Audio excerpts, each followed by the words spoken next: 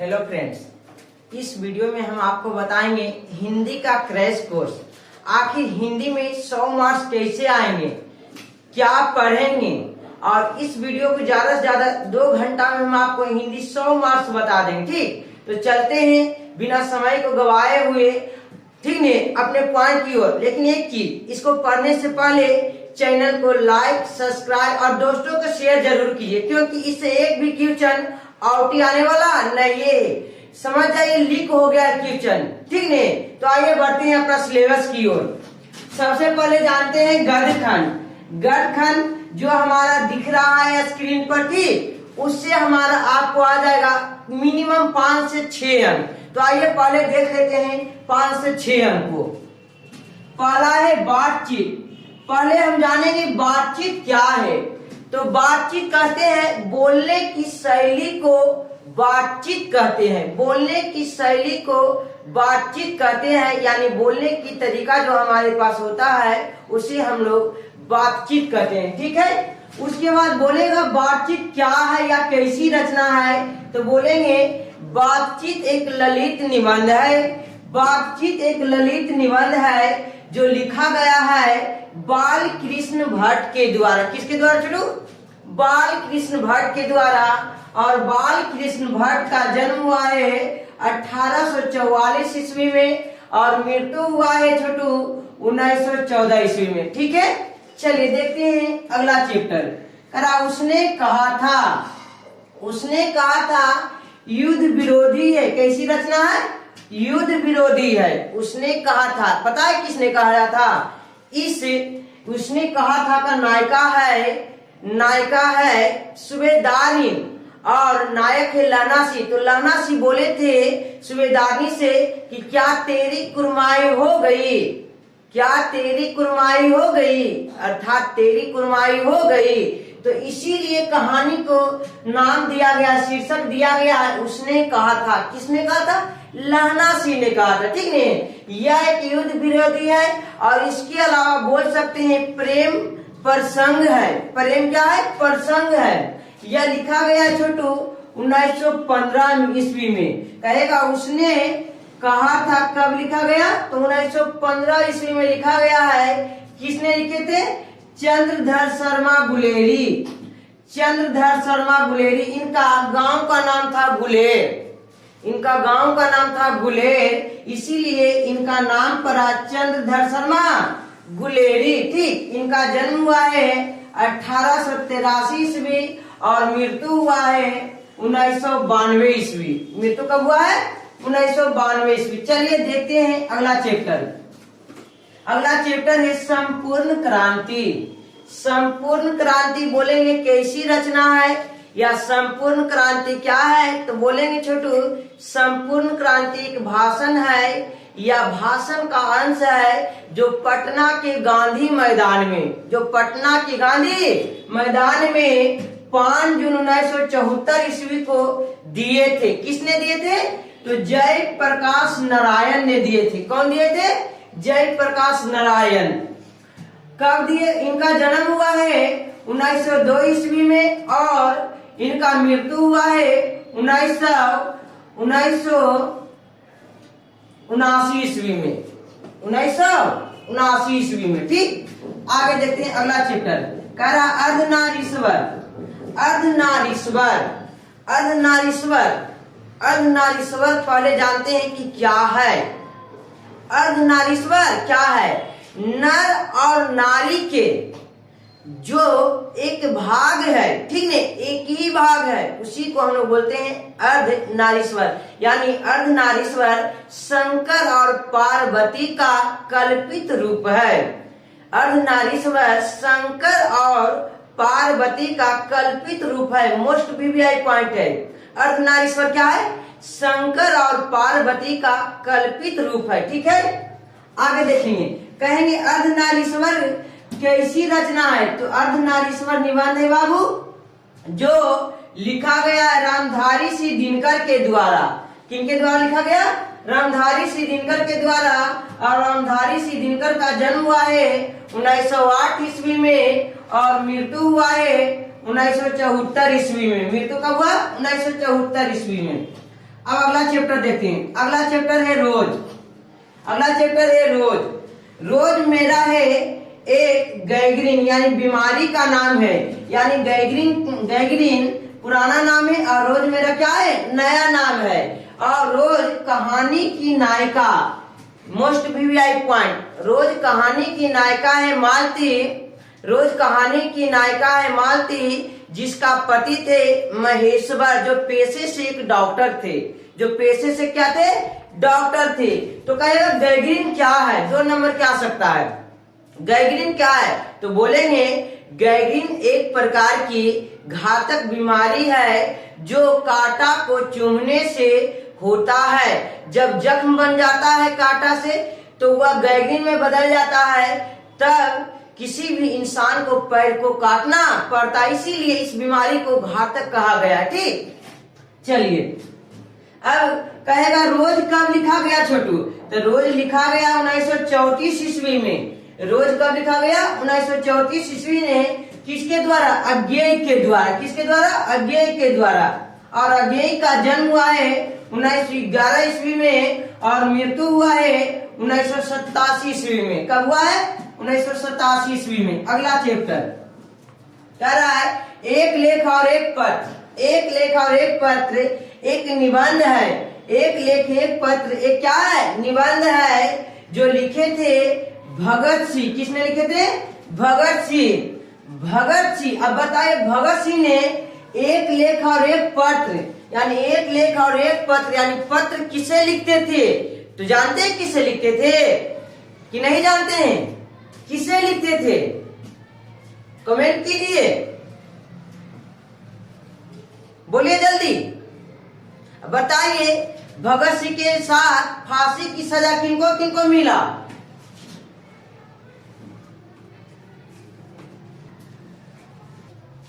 चलिए देखिए, कह रहा है कि भगत सिंह के साथ साथ किनको फांसी मिला था। तो जानते हैं आप छोटू कि भगत सिंह के साथ साथ 2 और जवान थे, एक सुखदेव थे और एक राजगुरु। लेकिन भगत सिंह जो पत्र लिखे थे बाबू, वह लिखते थे सुखदेव को। किसको लिखते थे? सुखदेव को। चलिए अगला पॉइंट देखेंगे। कहेंगे भगत सिंह का जन्म कब हुआ? 1907 ईस्वी में और मृत्यु हुआ 1931 ईस्वी में। मृत्यु कब हुआ? 1931 ईस्वी में। ठीक है, अगला देखेंगे। अगला चैप्टर ओ सदा नीरा। ओ सदा नीरा एक निबंध है, इसे ललित निबंध भी बोलते हैं। ओ सदा नीरा एक निबंध है और इसे ललित निबंध भी कहते हैं। ओ सदा नीरा में, ओ सदा नीरा में गंडक नदी के बारे में जिक्र किया गया। किस नदी के बारे में? गंडक नदी के बारे में जिक्र किया गया है। ठीक, जिसका लेखक है जगदीश चंद्र माथुर। ओ सदा नीरा के लेखक कौन है? जगदीश चंद्र माथुर। और इनका जन्म हुआ था 1917 ईस्वी में और मृत्यु हुआ था 1978 ईस्वी में। ठीक, चलिए अगला चैप्टर कह रहा है सिपाही की माँ। सिपाही की माँ क्या है छोटू? एकांकी है, मोस्ट वीवीआई पॉइंट। सिपाही की माँ एकांकी है। सिपाही की माँ क्या है? एकांकी है, जो लिखा गया है मोहन राकेश के द्वारा। मोहन राकेश के द्वारा। और सिपाही की माँ में 8 पात्र है, अर्थात 8 कलाकार हैं। ठीक, कह रहा है मोहन राकेश का जन्म 1925 ईस्वी में और मृत्यु 1972 ईस्वी में हुआ है। चलिए अगला चैप्टर कह रहा है परगीत और समाज। परगीत और समाज, परगीत और समाज निबंध है। परगीत और समाज क्या है? निबंध है, जो लिखा गया है नंबर सी के द्वारा। और नंबर सी का जन्म 1927 ईस्वी में और मृत्यु 1919 ईस्वी में हुआ। सॉरी 2019 ईस्वी में, 2019 ईस्वी में। चलिए अगला चैप्टर है जूठन। अगला चैप्टर क्या है? जूठन। जूठन एक आत्मकथा है। जूठन क्या है? आत्मकथा है। यानी कहते हैं आत्मकथा किसे कहते हैं? तो वैसी रचना या वैसी कहानी जो खुद के बारे में लिखा हुआ रहे और खुद ही लिखे और खुद ही लिखेंगे, उसी को हम लोग बोलेंगे आत्मकथा। ठीक, तो बताइए जूठन का मतलब क्या होता है? पहला ये बताइए जूठन का मतलब क्या होता है? तो जूठन का मतलब होता है जूठा, यानी जो खाने के बाद बच जाता है खाना, उसी को हम लोग बोलते हैं जूठन अर्थात जूठा। ठीक, यह एक आत्मकथा है जो लिखा गया है ओम प्रकाश वाल्मीकि के द्वारा। ओम प्रकाश वाल्मीकि के द्वारा, और ओम प्रकाश वाल्मीकि का जन्म 1950 ईस्वी में और मृत्यु 2013 ईस्वी में हुआ। मृत्यु 2013 ईस्वी में हुआ, इसमें कोई डाउट है नहीं है। तो देखते हैं नेक्स्ट चैप्टर। चलिए अब देखते हैं अगला चैप्टर। अगला चैप्टर का नाम है हंसते हुए मेरा अकेलापन। हंसते हुए मेरा अकेलापन क्या है या कैसी रचना है? तो हंसते हुए मेरा अकेलापन एक डायरी है। अब कहेगा डायरी किसे कहते हैं? 2 नंबर क्या आ सकता है, डायरी क्या है या डायरी किसे कहते हैं? तो लिखेंगे अपने जीवन के प्रतिदिन होने वाली घटनाओं को लिपिबद्ध करना, यानी डेली लिखना ही हमारा कहलाता है डायरी। और जिसका रचनाकार है मलियर। हंसते हुए मेरा अकेलापन के रचनाकार कौन है? मलियर। और इनका जन्म हुआ है 1935 में और मृत्यु हुआ 1982 ईस्वी में, 82 ईस्वी में। ठीक, अगला देखेंगे करा तिरीच। अगला चैप्टर का नाम क्या है? तिरीच। तो 2 नंबर क्या आता है? तिरीच क्या है या तिरीच किसे कहते हैं? तिरीच छिपकली प्रजाति के एक विषैला जीव है। कितना लोग इसे लिजार्ड भी बोलते हैं, क्योंकि लिजार्ड का हिंदी होता है छिपकली। ठीक नहीं, तो हम बोल सकते हैं छिपकली प्रजाति के विषैला एक जीव है जिसे हम लोग बोलते हैं तिरीच। क्या बोलते हैं? तिरीच। जो लिखा गया है उदय प्रकाश के द्वारा। किसके द्वारा? उदय प्रकाश के द्वारा। और इनका जन्म हुआ है 1952 ईस्वी में, लेकिन अभी तक इनका मृत्यु नहीं हुआ है। ठीक है, आगे देखेंगे। अगला चैप्टर है शिक्षा। क्या है? शिक्षा, यानी जिसे शिक्षा भी बोल सकते हैं। यह क्या है? संभाषण है। क्या है? संभाषण, जो लिखा गया है जे कृष्ण मृत्यु। और कहेंगे जे कृष्ण मृत्यु का पूरा नाम क्या है? तो जिद्दू कृष्ण का पूरा नाम क्या है? जिद्दू कृष्ण मूर्ति। इनका जन्म हुआ है 1895 में और मृत्यु हुआ है 1986 ईस्वी में। ठीक है, अगला चैप्टर। अब देखिए इससे मेरा आ जाएगा आपको एग्जाम में 13 चैप्टर से जो बताए हैं उससे आपको 6 से 8 अंक के बीच आना ही आना अनिवार्य है। ठीक नहीं, इसलिए वीडियो को कभी भी स्किप नहीं कीजिएगा, क्योंकि एक दिन का मेहनत आपको रंग लाएगी। ठीक नहीं, कहता है ऐसे मेहनत का कोई रंग नहीं होता, लेकिन मगर ये रंग ले आती है। ठीक, तो रंग लाने के लिए आपको परसेंटेज चाहिए, और परसेंटेज के लिए आपको चाहिए पॉइंट पर कमांड होगा तभी आप परसेंटेज ला सकते हैं। ठीक है, जो लिखा हुआ उसे नहीं देखिए, उसके अलावा भी हम पॉइंट बोलते हैं, उसे भी याद कीजिए। ठीक, तो इससे आपको एग्जाम में आ जाएगा 13 चैप्टर के इंट्रो से कम 8 अंक। ठीक, तो बढ़ते अगला काव्यखंड की ओर। काव्यखंड यानी कविता वाली खंड। पहला चैप्टर का नाम है छोटू करवक। पहला चैप्टर का नाम क्या है? करवक। अब बोलेंगे करवक कौन सी भाषा में लिखी गई थी? तो अवधी भाषा में। ठीक, इससे आपको 2 अंक आएगा कि किस भाषा में लिखा गया। इस तरह के क्वेश्चन कह रहा है करवक लिखा गया है अवधी भाषा में। किसके द्वारा? मलिक मोहम्मद जायसी के द्वारा। मलिक मोहम्मद जायसी के द्वारा। और इनका जन्म हुआ है 1492 में और मृत्यु हुआ है 1548। लेकिन कंफर्म नहीं है बाबू। ठीक, अनुमानता का मतलब अनुमान लगाया गया है, लेकिन कंफर्म नहीं है कि इनका जन्म हुआ है 1492 में और मृत्यु 1548 में। ठीक, 1548 में यह अनुमान लगाया गया है, कंफर्म नहीं है। ठीक, यदि आपको ऑप्शन में रह जाएगा कि बताइए मलिक मोहम्मद जायसी या जायसी भी रह सकता है। जायसी का जन्म कब हुआ? आपको लिखा हुआ रहेगा 1492 ईस्वी, अनुमानतः 1492 ईस्वी, 1548 ईस्वी, इनमें से कोई नहीं। तो मारेंगे ऑप्शन नंबर बी पर, अनुमानतः 1492 ईस्वी, ना कि 1492 ईस्वी कंफर्म। ठीक, चलिए अगला पॉइंट देखते हैं। कह रहा है पद, सेकेंड चैप्टर का नाम है पद। पद क्या है? ब्रज भाषा में लिखा गया है। पद क्या है? ब्रज भाषा में लिखा गया है। किसके द्वारा? तो सूरदास के द्वारा। किसके द्वारा? सूरदास के द्वारा। सूरदास को सूर भी कहते हैं, सूरदास को सूर भी कहते हैं। और इन्हें चेचक की बीमारी के कारण, चेचक की बीमारी के कारण इनका जो आंख था और चेहरा और कान दोनों चला गया था। ठीक, आगे देखेंगे। सूरदास का जन्म 1478 ईस्वी और मृत्यु 1583 ईस्वी। बताइए, इनका कंफर्म हुआ था? बिल्कुल नहीं, इनका भी जन्म और मृत्यु अनुमानतः है। सूरदास का जन्म और मृत्यु क्या है? अनुमानतः, यानी माना गया, अनुमान लगाया गया, लेकिन कंफर्म नहीं है। चलिए अगला चैप्टर। अगला चैप्टर है पद।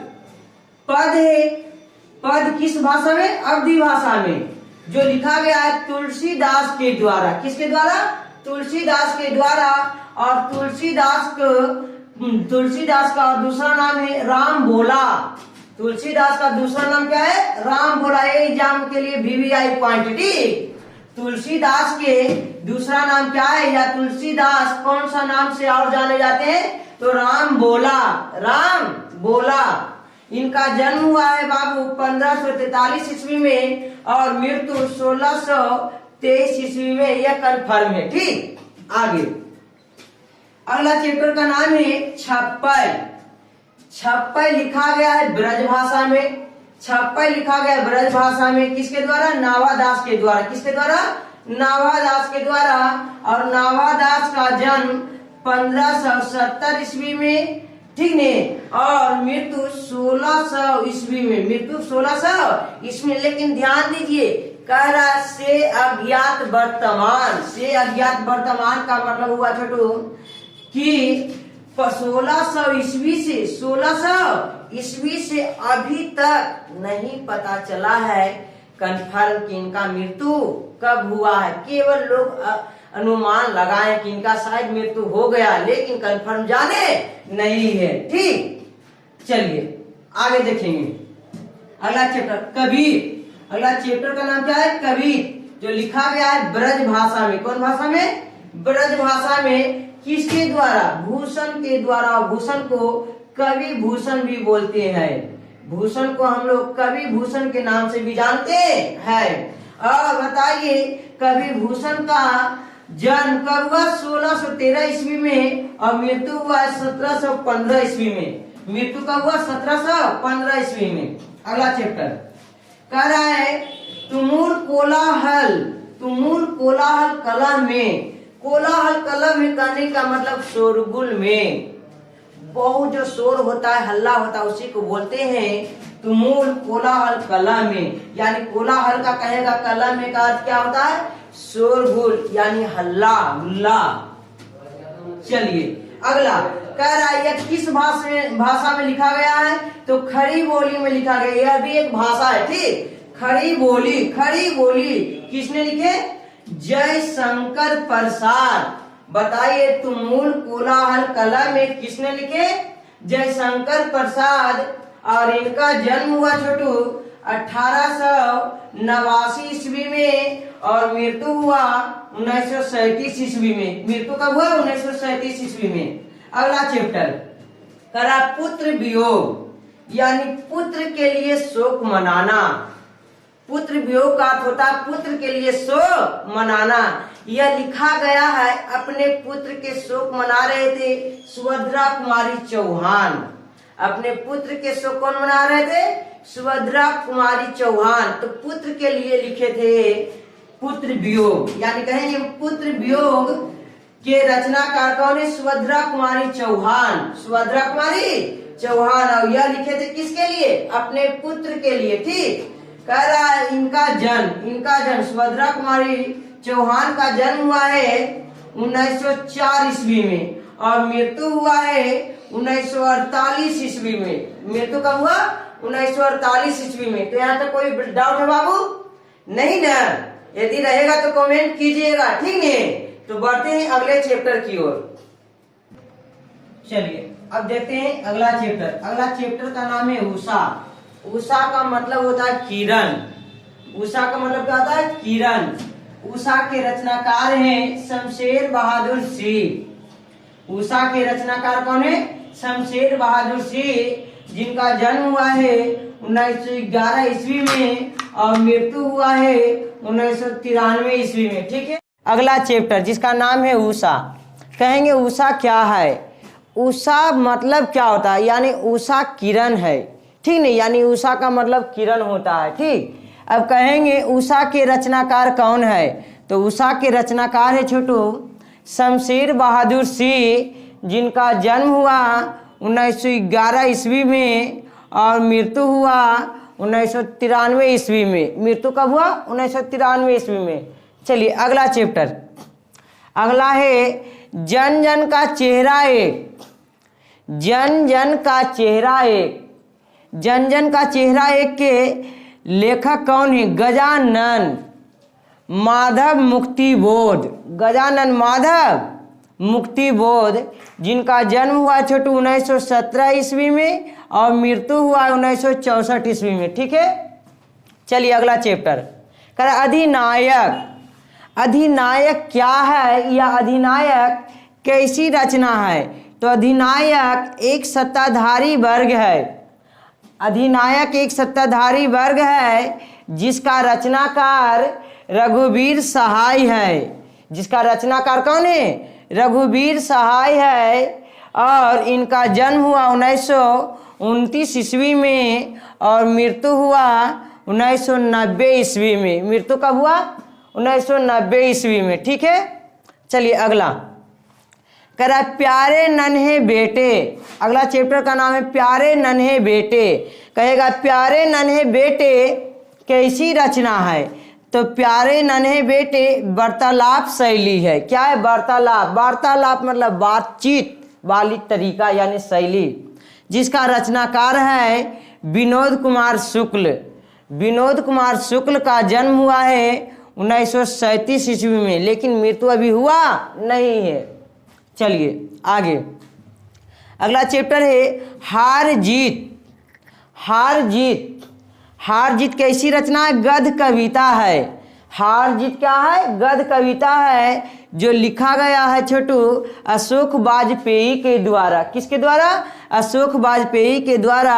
और अशोक वाजपेयी का जन्म 1941 में हुआ है, लेकिन मृत्यु अभी नहीं हुई है, ठीक। अगला चैप्टर करा गांव का घर। गांव का घर। गांव का घर के रचनाकार है ज्ञानेंद्र पति। ज्ञानेंद्र पति, जिनका जन्म हुआ है 1950 ईस्वी में। जन्म कब हुआ? 1950 में, लेकिन मृत्यु अभी हुई नहीं है। चलिए अगला करा प्रतिपूर्ति। प्रतिपूर्ति, ठीक। ये इसमें हमको 3 चैप्टर पढ़ना है। प्रतिपूर्ति में कितने चैप्टर? 3 चैप्टर। और इस 3 चैप्टर से हमें 2 या 3 ऑब्जेक्टिव आ जाएंगे, ठीक। तो इसको बहुत अच्छा से ध्यान से पढ़ेंगे। पॉइंट लिखा हुआ है, ठीक, कम समय के लिए। पहला चैप्टर का नाम है रस्सी का टुकड़ा। रस्सी का टुकड़ा। रस्सी का टुकड़ा के रचनाकार है गाई डी मोपासा। रस्सी के टुकड़ा के रचनाकार है गाई डी मोपासा। यह फ्रांसीसी थे, अर्थात फ्रांस के रहने वाले थे। इन्होंने यानी गाई डी मोपासा ने 300 कहानियाँ लिखे, 6 उपन्यास लिखे। 6 उपन्यास लिखे और इन्होंने बुर्जुआ समाज के वर्णन किए, यानी बेपर्दा किए, ठीक। कौन समाज के? बुर्जुआ समाज के। कौन? गाई डी मोपासा। चलिए अगला चैप्टर। अगला चैप्टर का नाम है क्लर्क की मौत। क्लर्क की मौत और क्लर्क की मौत के रचनाकार है अंतोन चेकव। अंतोन चेकव यह एक कथाकार है और नाटककार भी है। यह एक कथाकार है और नाटककार भी है। इनका जन्म हुआ है 1860 ईस्वी में और मृत्यु हुआ है 1904 ईस्वी में। ठीक है, आगे कह रहा अंटोन चेकव। अंटोन चेकव कह रहे हैं क्या कह रहा है? अंटोन चेकव कौन जी? अंटोन चेकव का जन्म हुआ 1860, मृत्यु 1904 ईस्वी में। आगे लिखेंगे अगला पॉइंट, पेशगी के रचनाकार कौन है? Henry Lopez. पेशगी के रचनाकार है हेनरी लोपेज। हेनरी लोपेज एक अफ्रीकन थे। हेनरी लोपेज क्या थे जी? अफ्रीकन थे और इनका जन्म हुआ है 1937 ईस्वी में। यह कांगो के कौन? हेनरी लोपेज कांगो के शिक्षा मंत्री, वित्त मंत्री और प्रधानमंत्री थे। ठीक, कि समझ में नहीं आया? आ गया ने? चलिए अब देखते हैं चैप्टर बाय चैप्टर ऑब्जेक्टिव। लेकिन ध्यान रहे वीडियो के स्किप नहीं करना है, ठीक नहीं? क्योंकि ये जो हम इंट्रोडक्शन दिए कम से कम आपको मिनिमम 15 से 20 अंक आ जाएंगे। ठीक, इसलिए वीडियो को कभी भी स्किप करना नहीं है। चलिए बढ़ते हैं अगला चैप्टर की ओर। चलिए अब हम लोग पढ़ने जा रहे हैं ऑब्जेक्टिव। प्रत्येक चैप्टर को ऑब्जेक्टिव बारी बारी से क्लियर करेंगे ताकि हमारा एक भी पॉइंट छूट नहीं पाए, एक ऑब्जेक्टिव भी ना बने। टोटल ऑब्जेक्टिव बनाकर ही आना है एग्जाम में। ठीक, तो चैप्टर का नाम है बातचीत। चैप्टर का नाम क्या है? बातचीत। कहेंगे बातचीत किसे कहते हैं? तो बोलने की शैली को हम लोग बातचीत कहते हैं। यानी बातचीत का क्या अर्थ होता है? बोलने की शैली यानी बोलने की तरीका जो लिखा गया है बाल कृष्ण भट्ट के द्वारा। किसके द्वारा? बाल कृष्ण भट्ट के द्वारा। किसके द्वारा? बाल कृष्ण भट्ट। बाल कृष्ण भट्ट के द्वारा। ठीक, अब ये बताइएगा बातचीत कैसी रचना है? तो बातचीत एक ललित निबंध है। बातचीत एक ललित निबंध है। ठीक, बातचीत एक ललित निबंध है। अब पूछेंगे आपसे बाबू कि बताइए बाल कृष्ण भट्ट का जन्म कब हुआ? तो बोलिएगा आप 1844 ईस्वी में। बाल कृष्ण भट्ट का जन्म कब हुआ? 1844 ईस्वी में। और बोलेंगे बाल कृष्ण भट्ट का मृत्यु कब हुआ? तो 1914 ईस्वी में। कब हुआ? 1914 ईस्वी में। ठीक है, अब कहेंगे बातचीत करने का हुनर सबसे ज्यादा किसके पास है? तो यूरोप के लोगों के पास। किसके पास है? यूरोप के लोगों के पास बातचीत करने का हुनर है, यानी शैली है, तरीका है। ठीक नहीं, सबसे ज्यादा कहाँ के पास? यूरोप। यानी किताब में हमको लिखा गया है यूरोप। क्या लिखा गया है? यूरोप। उससे कोई प्रॉब्लम नहीं है। ठीक, कहेंगे बातचीत करने का सबसे ज्यादा शैली कहाँ के वासियों के पास है? यूरोप लोगों के पास। ठीक नहीं, वहां के निवासियों के पास, जिसे हम लोग बोलते हैं आर्ट ऑफ कन्वर्सेशन। यूरोप के लोगों के पास बात करने का हुनर है, जिसे बोलेंगे आर्ट ऑफ कन्वर्सेशन। क्या बोलेंगे? नोट करते जाइएगा, आर्ट ऑफ कन्वर्सेशन। ठीक है, अगला पॉइंट कह रहे हैं बाल कृष्ण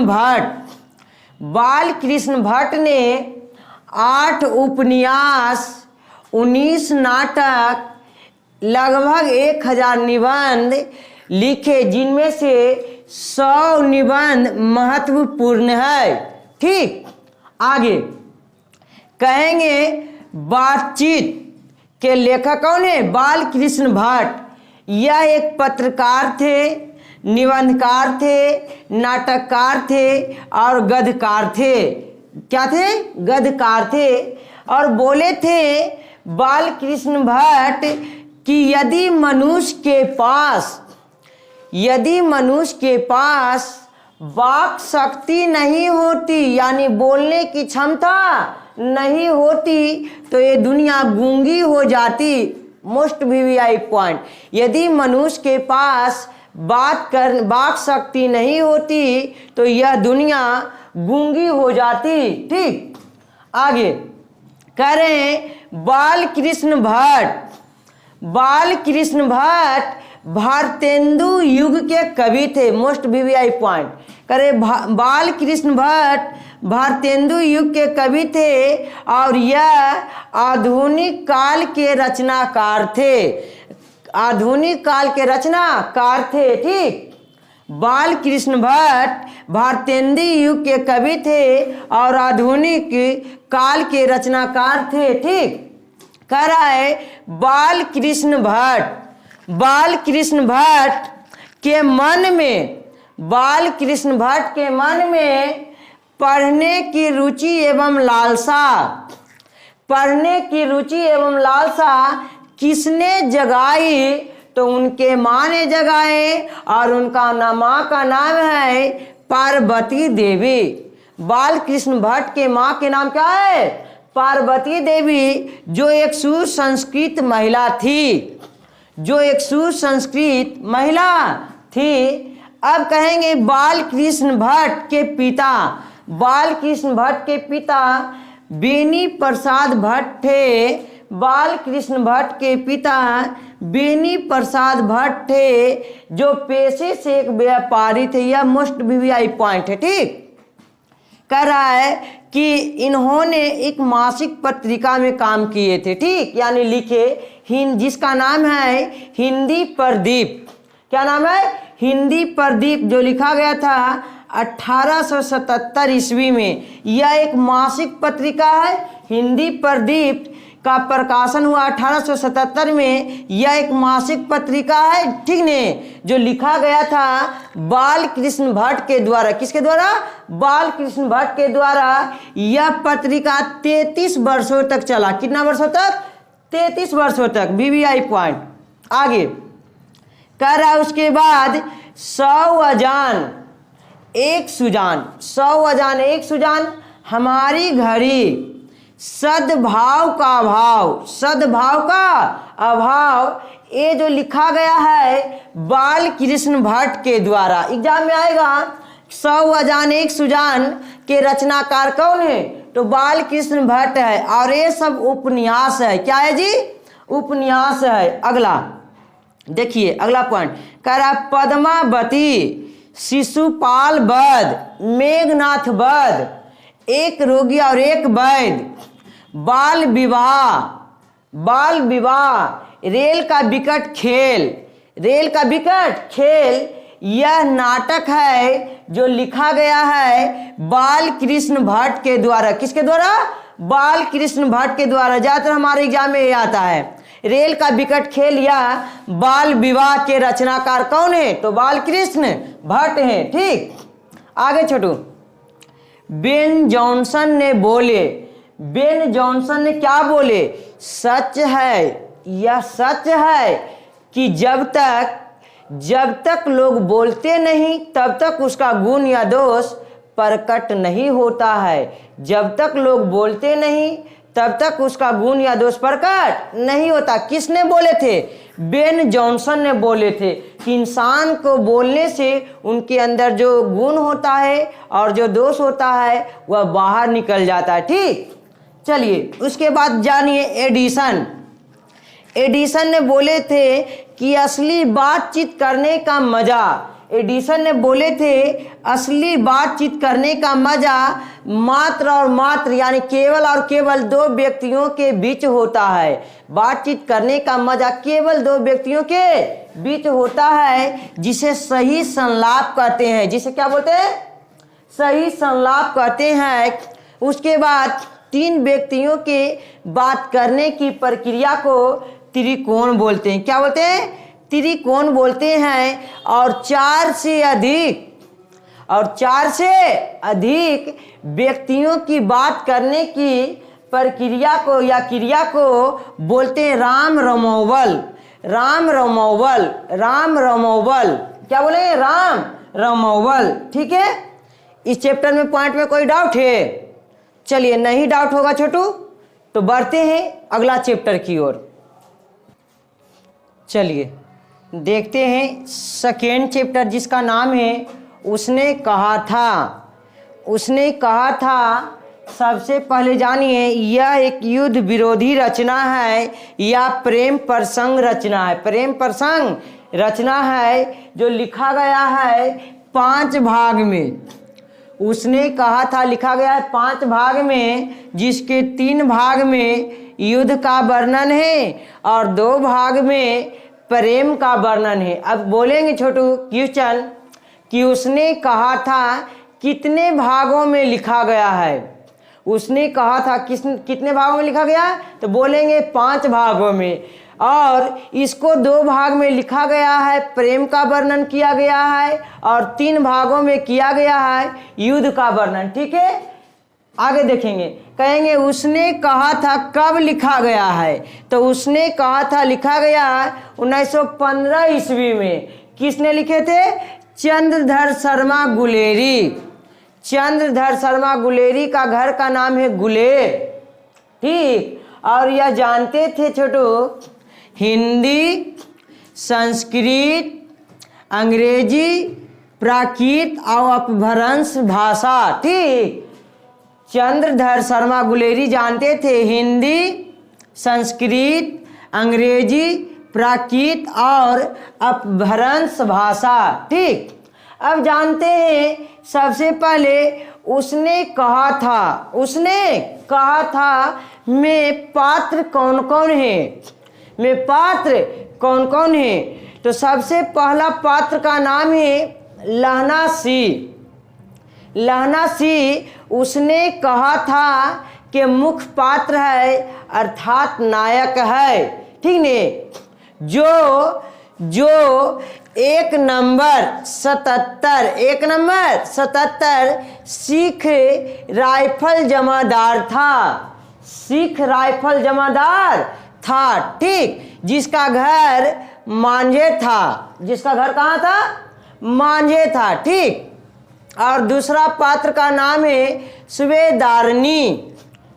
दूसरा पात्र का नाम है सुबेदारनी। ठीक, और इसका घर है मगरे। इसका घर कहाँ है? मगरे। ठीक, इन दोनों का मुलाकात होता है अमृतसर बाजार में। दोनों मामा के यहाँ जाते हैं तो अमृतसर बाजार में इन दोनों का क्या होता है? मुलाकात होता है। ठीक, अगला पॉइंट इसका सुबेदारनी के पति के नाम है सुबेदार हजारा सिंह। सुबेदार हजारा सिंह और सुबेदारनी के बेटे का नाम है बोधा सिंह। सुबेदारनी का बेटा का नाम है बोधा सिंह। और इसके अलावा अगला पात्र है कीरत सिंह जो एक सिपाही है। ठीक, इसके अलावा बजीरा सिंह जो सैनिक के ग्रुप के विदूषक था। विदूषक का मतलब जोकर। ठीक नहीं, बजीरा सिंह उस ग्रुप का विदूषक था यानी जोकर था। और अगला कलाकार है लफ्टन सिंह। अगला कलाकार कौन है? लफ्टन सिंह। ठीक है, यहाँ तक कोई डाउट है? नहीं। अब बताएंगे कि लहना सिंह के प्रेमिका कौन थी? सुबेदारनी थी। सुबेदारनी ने लहना सिंह को बोली थी कि जिस तरह से तुम अपने जान पर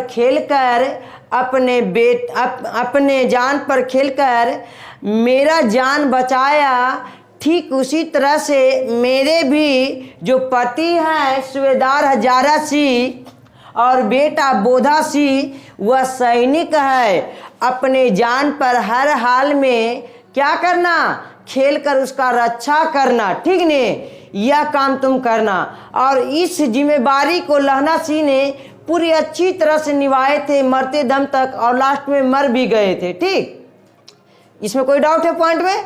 नहीं। चलिए अगला देखते हैं।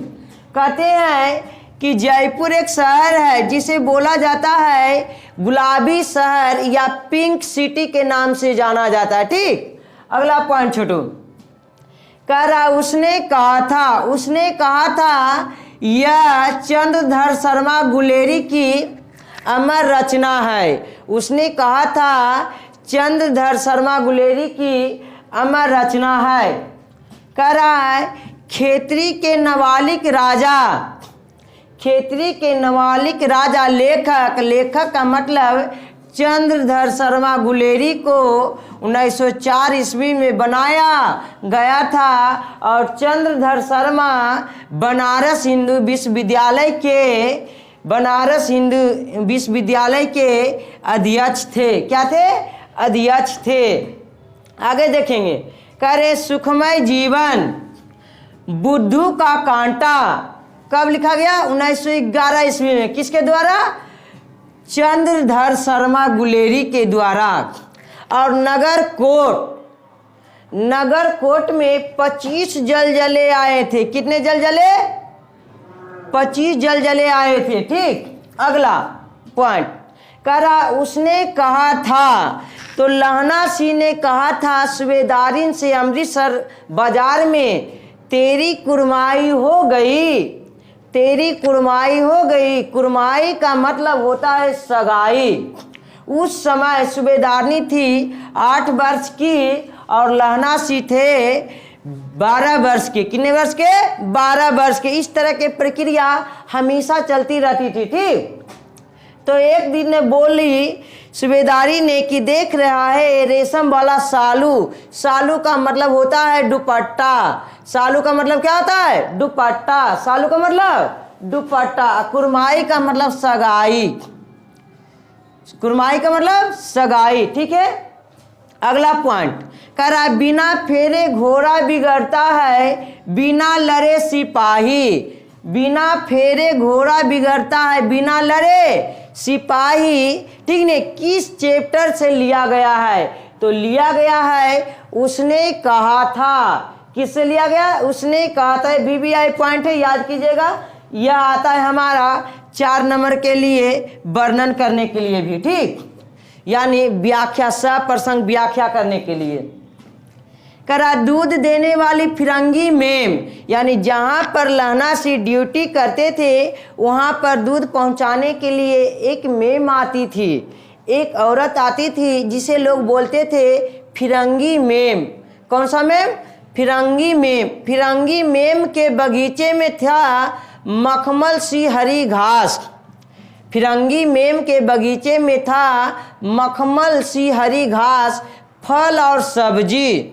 फल और सब्जी। ठीक ने, यह लहना सिंह से बोलती थी कि तुम मेरे देश के राजा हो, तुम मेरे देश के राजा हो, मेरे देश को बचाने आए हो। कौन बोलती थी? फिरंगी मेम। और इसमें ज़्यादा BBI पॉइंट है मेरा, पता है ना छोटू? मेरा BBI पॉइंट है सबसे ज़्यादा कि फिरंगी मेम के बगीचे में क्या था। तो आंसर लिखेंगे 2 नंबर क्या आएगा? मखमल सी हरी घास, फल और सब्जियां। फल और सब्जियां। यदि बोल देंगे कि उसने कहा था शीर्षक पाठ के लेखक चंद्रधर शर्मा गुलेरी का जन्म कब हुआ है, का जन्म कब हुआ है, तो 1883 में। जन्म कब हुआ है? 1883 ईस्वी में। 1883 ईस्वी में। और यदि पूछ देंगे मृत्यु कब हुआ है, तो 1992 में। मृत्यु कब हुआ है? 1992 में। इसमें कोई डाउट है?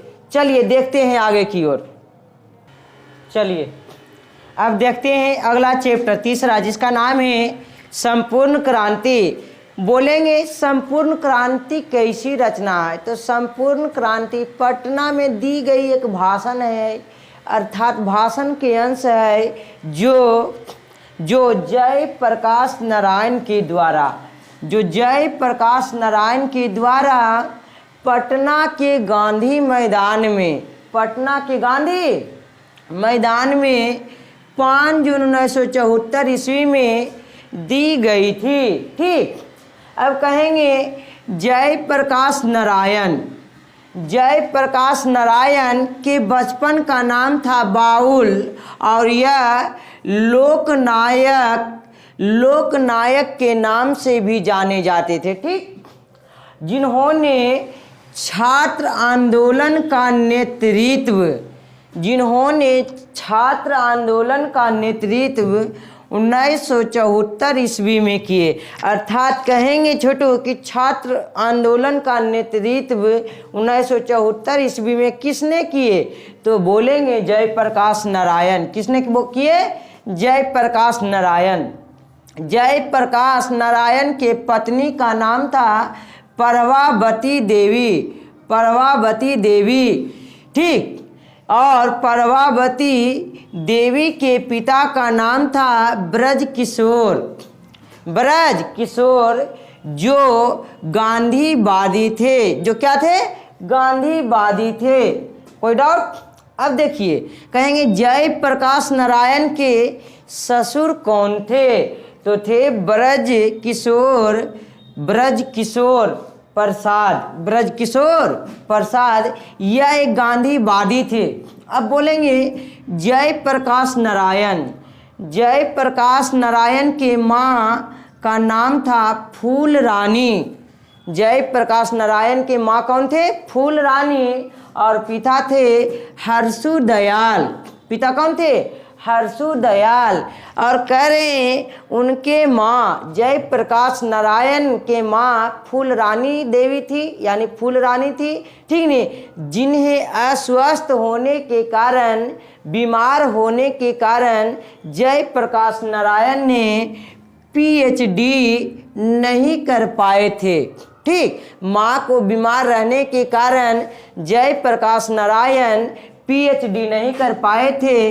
अगला, उन्होंने पटना के गांधी मैदान में नारा दिए थे। जो सबसे ज़्यादा प्रचलित हुआ था वह नारा था जात पात तोड़ दो, जात पात तोड़ दो, तिलक दहेज छोड़ दो, तिलक दहेज छोड़ दो, समाज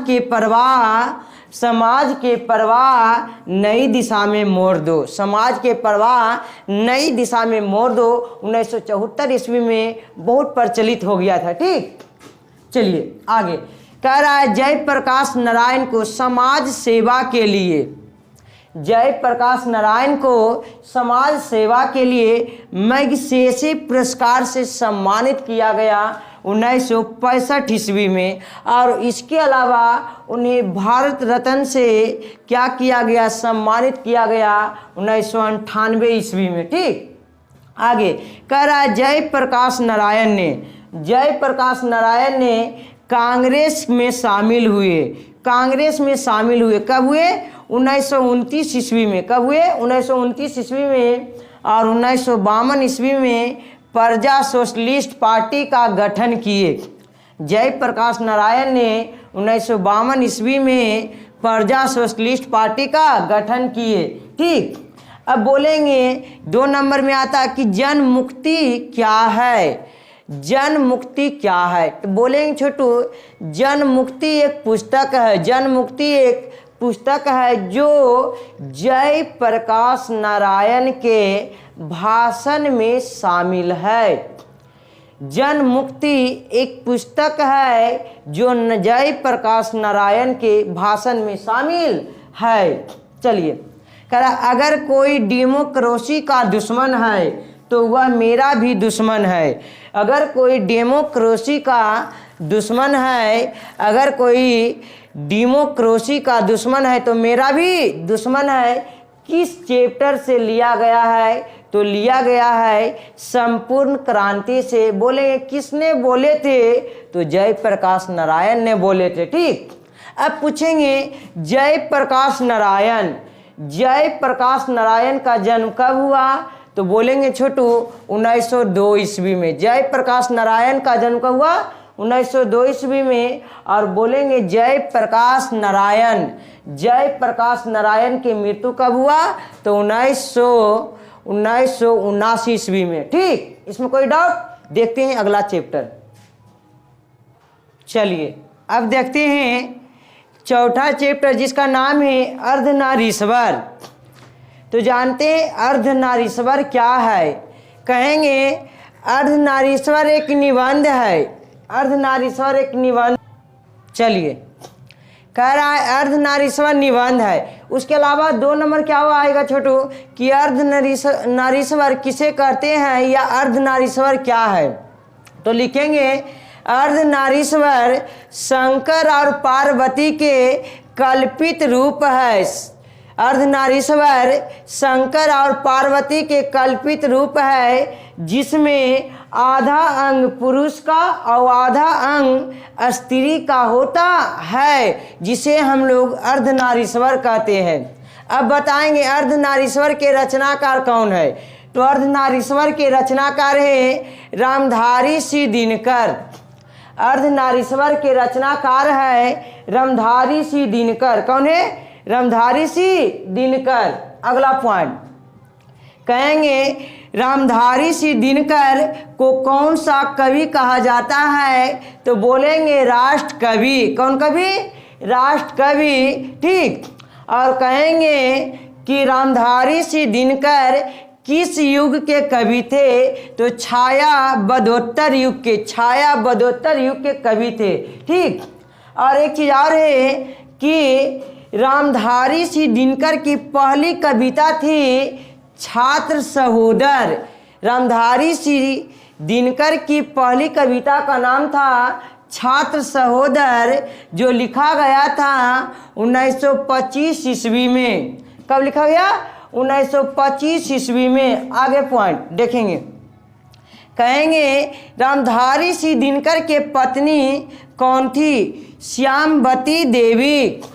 रामधारी सिंह दिनकर की पत्नी का नाम था श्यामवती देवी और माँ का नाम था मनरूपी देवी। माँ का नाम था मनरूपी देवी और पिताजी थे रवि सिंह। कौन थे? रवि सिंह। ठीक है। आगे देखेंगे। कह रहा है रेणुका, कुरुक्षेत्र, उर्वशी, परशुराम की प्रतीक्षा, संस्कृत के 4 अध्याय, मिट्टी की ओर, ये सारी रचनाएं लिखी गई है रामधारी सिंह दिनकर के द्वारा।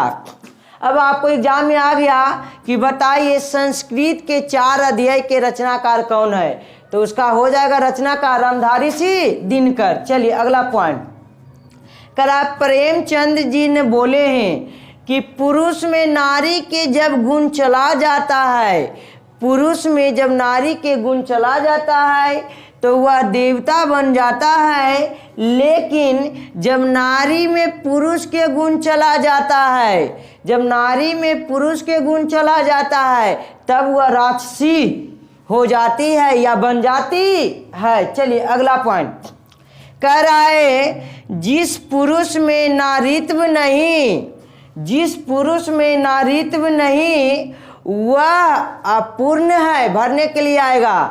जिस पुरुष में नारीत्व नहीं वह क्या है? अपूर्ण है। ठीक। या किस पाठ से, किस शीर्षक पाठ से संकलित किया गया है? तो अर्धनारीश्वर से। ठीक। अब देखिए अगला पॉइंट कह रहा है नारी तो हमहू करी, नारी तो हमहू करी, तब न किया विचार, जब जानी तब परिहरी, नारी महाविकार। ठीक। दोहा है छोटू। नारी तो हमहू करी तब न किया विचार, यानी नारी नारी हमहू की तब न किया विचार, जब जानी तब परिहरी, परिहरी, नारी महाविकार किसने कहे? तो कबीर ने बोले। किसने बोले बाबू? कबीर ने बोले थे। ठीक। आगे अगला पॉइंट कामनी तो अपने साथ, कामनी तो अपने साथ यामिनी को शांति लाती है। कामनी तो अपने साथ यामिनी को शांति लाती है, यामिनी को शांति लाती है या लाई है। किस शीर्षक पाठ से लिया गया है? तो बोलेंगे अर्धनारीश्वर। किससे लिया गया? अर्धनारीश्वर। अगला देखिए पॉइंट कह रहा है Bernard Shaw, Bernard Shaw, Bernard Shaw ने नर को अहेर बोले हैं और नारी को अहेरिन बोले हैं। क्या बोले हैं? नर को बोले हैं अहेर और नारी को अहेरिन बोले हैं। ठीक। आगे देखेंगे कह रहा प्रत्येक पत्नी अपने पति को उस दृष्टि से देखती है जिस दृष्टि से लता अपने वृक्ष को देखती है। किस पाठ से लिया गया है? अर्धनारीश्वर से लिया गया। किस से लिया गया है? अर्धनारीश्वर से लिया गया। सही है ने। अगला क्वेश्चन कहेंगे कि बताइए रामधारी सिंह दिनकर का जन्म कब हुआ? तो रामधारी सिंह दिनकर का जन्म हुआ है 1908 ईस्वी में। रामधारी सिंह दिनकर का जन्म कब हुआ? 1908 ईस्वी में। और कहेंगे रामधारी सिंह दिनकर का मृत्यु कब हुआ? तो 1974 ईस्वी में रामधारी सिंह दिनकर का मृत्यु हुआ है। ठीक, बढ़ते हैं अगले पॉइंट की ओर। चलिए अब देखते हैं 5वां चैप्टर जिसका नाम है रोज गैगरीन है। क्या है? गैगरीन, जो लिखा गया है 1934 ईस्वी में। 1934 ईस्वी में। अब बोलेंगे गैगरीन क्या है? गैगरीन एक प्रकार की बीमारी है जो कांटा को चुभने से होता है और इस बीमारी के कारण इंसान के टांग को काटना पड़ता है। ठीक, चलिए आगे कहेंगे रोज शीर्षक पाठ के रचनाकार कौन है? तो अज्ञे है।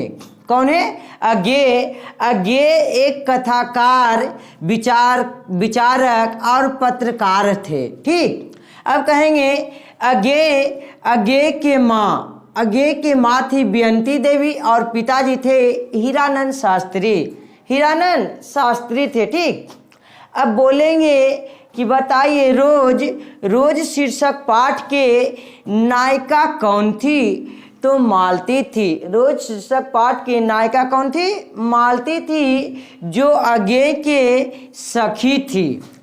जो अज्ञे के क्या थी? सखी थी। अब कहेंगे कि अज्ञे कौन था? तो मालती के दूर के रिश्तेदार के भाई थे।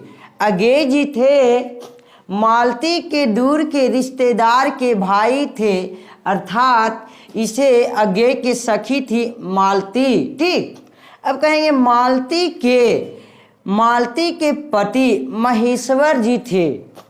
मालती के पति का नाम क्या था? महेश्वर, जो पेशे से डॉक्टर थे और मालती और महेश्वर के बेटे के नाम टीटी था। मालती और महेश्वर के बच्चे का नाम क्या था? टीटी, जो बेटा था। ठीक, आगे मालती 10 पन्ना प्रतिदिन, जब मालती कुमार थी तो उनके पिताजी मालती को पढ़ने के लिए एक बुक दिए और बोले 10 पन्ना डेली समाप्त हो जाना चाहिए। तो क्या करती थी मालती? 10 पन्ना डेली वह बोले पढ़ने के लिए, बट बुक को समाप्त करने के लिए मालती 10 पन्ना प्रतिदिन फाड़कर फेंकती थी। ठीक, अब बोलेंगे कि नया प्रतीक, नव भारत, छोड़ा हुआ रास्ता, आंगन के पार, कितनी नावों में कितनी बार के रचनाकार कौन है? तो कौन है? अज्ञे जी है। कौन है? अज्ञे जी है।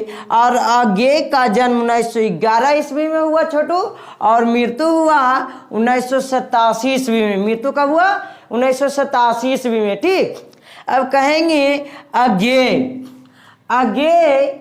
को कौन कौन सा पुरस्कार से सम्मानित किया गया? तो पहला पुरस्कार से मिला उनको साहित्य अकादमी भारतीय ज्ञानपीठ पुरस्कार से सम्मानित किया गया, और दूसरा पुरस्कार का नाम है सुगरा का अंतर्राष्ट्रीय स्वर्णमाला। सुगरा का अंतर्राष्ट्रीय स्वर्णमाला, इन 2 पुरस्कारों से अज्ञे को सम्मानित किया गया था। और आगे देखिए कह रहा रविन्द्रनाथ ठाकुर ने एक पुस्तक लिखे थे जिसका नाम है गोरा। क्या नाम है? गोरा। एक गौरा होता है, वह लिखे थे महादेवी वर्मा। ठीक, ये है गोरा शीर्षक पाठ के रचनाकार कौन है? रविन्द्रनाथ ठाकुर, जिसका अनुवाद किए थे अज्ञेय ने। किसने किए थे? अज्ञेय ने। ठीक, इस चैप्टर में कोई डाउट? तो बढ़ते हैं आगे पॉइंट की ओर। चलिए अब हम लोग पढ़ने जा रहे हैं एक लेख और एक पत्र। एक लेख और एक पत्र जो लिखा गया है भगत सिंह के द्वारा। किसके द्वारा? भगत सिंह के द्वारा। और भगत सिंह का जन्म हुआ 1907 ईस्वी में और मृत्यु हुआ 1931 ईस्वी में। मृत्यु का हुआ 1931 ईस्वी में। कह रहा है भगत सिंह को फांसी की सजा मिला था लाहौर षड्यंत्र में। लाहौर षड्यंत्र में उन्हें फांसी की सजा मिला था, ठीक नहीं। और भगत सिंह के साथ उनके दो और दोस्त थे, एक थे राजगुरु और दूसरा थे सुखदेव। इन तीनों शहीदों की फांसी दी गई थी 23 मार्च 1931 ईस्वी में लाहौर षड्यंत्र केस में। ठीक, अब एक और क्वेश्चन है कि भगत सिंह पत्र किसको लिखते थे? तो भगत सिंह पत्र लिखते थे सुखदेव को। किसको? सुखदेव को। चलिए आगे। भगत सिंह ने नौजवान भारत सभा का भगत सिंह ने नौजवान भारत सभा का गठन किए थे। ठीक, अब जानते हैं आगे। कह रहा है भगत सिंह के माँ का नाम था विद्यावती। विद्यावती। भगत सिंह के माँ का नाम क्या था? विद्यावती। और पिताजी थे किशन सिंह। पिताजी कौन थे? किशन सिंह। और बड़े चाचा थे अजीत सिंह। बड़े चाचा कौन थे? अजीत सिंह। और कह रहा है उनके छोटे चाचा का नाम था सरदार स्वरण सिंह। सरदार स्वरण सिंह। और उनके बड़े भाई के नाम था कुलवीर और छोटे भाई का नाम था कुलतार। छोटे भाई का नाम क्या था? कुलतार। तो जब भगत सिंह को फांसी दिया गया 27 मार्च 1931 ईस्वी को, तब कुलवीर सिंह और कुलतार सिंह को डेपली कैंप नामक जेल में भेज दिया गया था। डेपली कैंप नामक जेल में भेज दिया गया था। ठीक है, आगे। और किशन सिंह और अजीत सिंह, किशन सिंह और अजीत सिंह, यानी कहने का मतलब कि भगत सिंह के पिता और चाचा, भगत सिंह के पिता और चाचा लाला लाजपत राय के सहयोगी थे।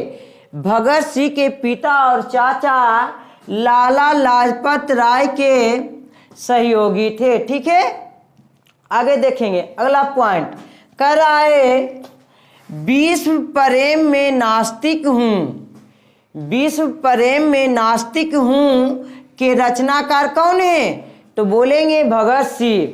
आगे, विद्यार्थी और राजनीति के रचनाकार कौन है? तो भगत सिंह। ठीक, कह रहे हैं भगत सिंह कई बार यानी अनेक बार जेल गए और वह जेल जाना अपमान नहीं समझते थे। वे जेल जाना अपमान नहीं समझते थे, लेकिन वे आत्महत्या को घृणित अपराध मानते थे। यह VVI पॉइंट 2 नंबर या 5 नंबर में आता है। ठीक नहीं, भगत सिंह आत्महत्या को घृणित अपराध मानते थे। ठीक नहीं, लेकिन जेल कई बार गए, अनेक बार गए, जेल जाना हुआ अपमान समझते नहीं थे। ठीक, और कह रहा है कि वह कब जेल गए? तो भगत सिंह अक्टूबर 1926 में, अक्टूबर 1926 में पहली बार जेल गए थे। अर्थात हम बोल सकते हैं लगभग 1927 ईस्वी में वह जेल गए थे। ठीक, चलिए आगे। कह रहा है उसके बाद कि पंजाब सरकार के बाद विद्यार्थियों के प्रति न्यारी होती है या न्यारी है। ठीक नहीं, कौन सी सरकार की बात विद्यार्थियों के प्रति न्यारी होती है? तो पंजाब सरकार। Most VVI point. आगे देखेंगे, कह रहा भगत सिंह जब 12 वर्ष के थे, कितने वर्ष के? जब 12 वर्ष के थे तो जालियांवाला बाग हत्याकांड के मिट्टी लेकर, जालियांवाला बाग हत्याकांड की मिट्टी लेकर वह क्रांतिकारी बने थे। अब कोई पूछ दे कि जालियांवाला बाग हत्याकांड कब हुआ? तो जालियांवाला बाग हत्याकांड हुआ है 13 अप्रैल 1919 ईस्वी। 1919 ईस्वी। इस समय भगत सिंह कितने वर्ष के थे? 12 वर्ष के। आगे कह रहा भगत सिंह जब 8 वर्ष के थे, कितने वर्ष के? 8 वर्ष के, तो भगत सिंह करतार सिंह सराभा के फोटो लेकर घूमते थे। भगत सिंह जब 8 वर्ष के थे तो करतार सिंह सराभा का फोटो लेकर घूमते थे। करतार सिंह सराभा को फांसी दिया गया था 16 नवंबर 1915 ईस्वी में। 16 नवंबर 1915 ईस्वी में। ठीक है, इसमें कोई डाउट है? नहीं तो देखते हैं अगले पॉइंट की ओर। चलिए अब देखते हैं अगला चैप्टर, जिसका नाम है ओ सदा नीरा। अगला चैप्टर का नाम है ओ सदा नीरा। ओ सदा नीरा एक निबंध है, या इसे ललित निबंध भी कह सकते हैं। ठीक, ओ सदा नीरा कैसी रचना है जी? तो निबंध बोल सकते हैं या ललित निबंध बोल सकते हैं। ओ सदा नीरा बोलते छंद से लिया गया है। किससे लिया गया है?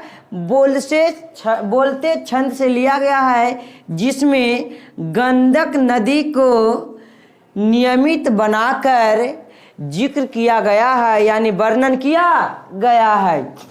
कह रहे हैं ओ सदा नीरा। ओ सदा नीरा की रचनाकार है जगदीश चंद्र माथुर, जिनका जन्म हुआ 1917 ईस्वी में और मृत्यु हुआ 1978 ईस्वी में। कह रहा है जगदीश चंद्र माथुर को कालिदास अवार्ड मिला और राज्यसभा पुरस्कार से सम्मानित किया गया। ठीक, आगे देखेंगे। कह रहा है उसके बाद मेरी कठपुतली, यह एक नाटक है। ठीक नहीं, प्रसिद्ध नाटक है जो लिखा गया है जगदीश चंद्र माथुर के द्वारा। कह रहा कठपुतली, मेरी बांसुरी, भोर का तारा, कोणार्क, गगन सवारी, ये सब जो रचना है लिखी गई है जगदीश चंद्र माथुर के द्वारा। किसके द्वारा? जगदीश चंद्र माथुर के द्वारा। कह रहा थारू और धांगर जातियां यानी आदिवासी का नाम है। ठीक, आगे कहेंगे थारू कहाँ से आया? तो थारू थार से आया है, जो राजस्थान में है। कहाँ है? राजस्थान में। ठीक, अब कहेंगे धांगर शब्द का क्या अर्थ होता है? तो ओरांव। क्या होता है? ओरांव। अब कहेंगे नागपुर के पठार से गोरे साहब नील की खेती के लिए ओरांव के लाए थे, यानी धांगर वर्ग के यानी जाति के जो आदिवासी थे उन्हें लाए थे नील के खेती के लिए। कहाँ से? नागपुर के पठार से। कह रहा है 19वीं शताब्दी में नील की खेती करना शुरू हुआ और 20वीं शताब्दी में नील की खेती अर्थात होना कम हो गया, क्योंकि 20वीं शताब्दी में केमिकल से रंग बनने लगे। ठीक है, आगे देखेंगे। कह रहा उसके बाद कि बिहार के छोटा नागपुर पठार के पास ओरांव मतलब समझ रहे ने? धांगर, मुंडा, लोहार आदिवासी रहते थे। कौन रहते थे? ओरांव, मुंडा और लोहार क्या है? आदिवासी का नाम है। ठीक, इसके अलावा एक भूइयां है। भूइयां या मुसहर वर्ग का, भूइयां जो है वह मुसहर वर्ग का अंग है। ये भी एक प्रकार का जाति होता है, यानी आदिवासी का नाम था। ठीक, आगे कह रहा है पुंडलिक जी कौन थे, 2 मार्क का आएगा, ठीक है। 2 नंबर का पुंडलिक जी कौन थे, तो पुंडलिक जी बेलगांव के रहने वाले महान शिक्षक थे। पुंडलिक जी बेलगांव के रहने वाले महान शिक्षक थे, ठीक है। इस चैप्टर में कोई डाउट? चलिए बढ़ते हैं अगला पॉइंट की ओर।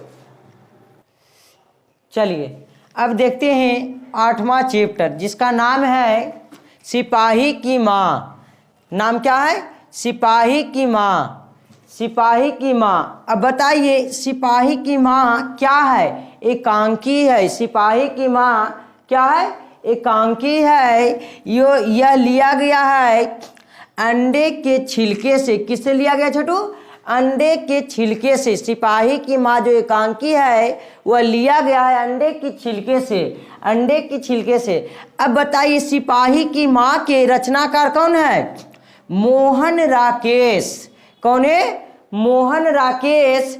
इनका जन्म हुआ है 1925 में और मृत्यु हुआ है 1972 ईस्वी में। अब बताइएगा मोहन राकेश के पूरा नाम क्या है? तो मदन मोहन गुगलानी।